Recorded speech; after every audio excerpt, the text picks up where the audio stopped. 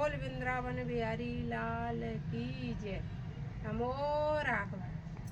लोग पूछते हैं कि तुलसी को कब बोना चाहिए। जो तुलसा जी घर में बनी रहती हैं और उनका हम विवाह कर सकते हैं अपनी बेटी की तरह। तो तुलसा जी को हमेशा में आषाढ़ के महीने में तुलसा जी बोई जाती हैं। उन तुलसी का विवाह यदि हम करते हैं तो वो विवाह में अति उत्तम माना जाता है। तुलसी जी को आषाढ़ के महीने में बोते हैं। वो तुलसी जा कर के लास्ट आषाढ़ तक थोड़े थोड़े जम जाती हैं और सावन के महीने में वो इतनी इतनी बड़ी हो जाती हैं वो तुलसा जी। और सावन के महीने में इतनी बड़ी हो जाती हैं। भादों के महीने में तुलसी जी थोड़ी थोड़ी डालें फैलाने लगती हैं और बड़ा रूप ले लेती हैं जमने के बाद।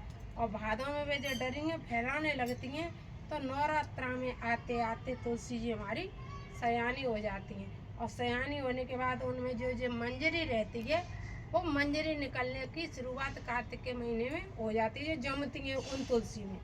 और जब ये तुलसी में मंजरी निकलती है उस मंजरी के साथ ये तुलसी का कन्यादान किया जाता है।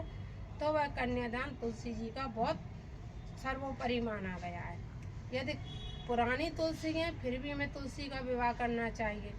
जिस दिन भी आपके घर में होता हो और देव उठानी एकादशी होती है उस दिन करना है, उस दिन कर लो। वैसे ये 5 दिन अति उत्तम माने गए हैं देवठानी एकादशी से लेकर के। जैसे संडे तक कल तो नहीं हो सकता है तो सोमवार को कर लो, बुधवार को कर लो, शुक्रवार तक आप कर सकते हो। किसी भी दिन तुलसा जी का विवाह कर सकते हो। और कार्तिक के महीने में जा कर के तुलसी का, और जैसे हमारे ये लड्डू गोपाल बैठे हुए हैं, लड्डू गोपाल ये हमारे शालिग्राम, तुलसी और शालिग्राम का विवाह होता है। तुलसी शालिग्राम का जब मिलन होता है तो तुलसी मैया हमारी उस दिन पूर्ण तुलसी हो जाती हैं और वह तुलसी में आशीर्वाद देने लगते हैं, क्योंकि उनमें मंजरी भी आ जाती है।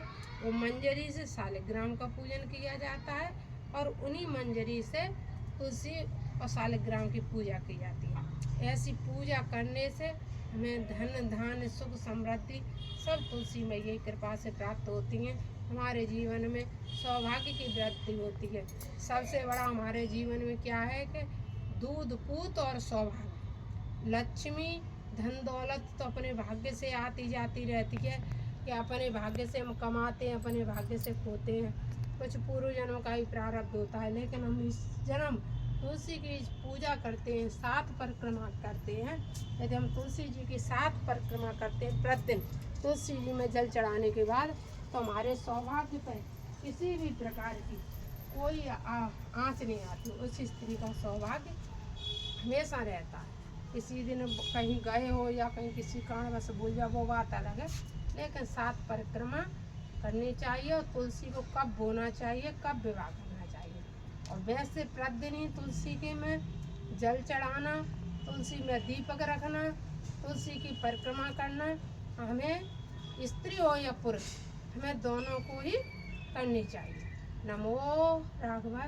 जय जय श्री राधे।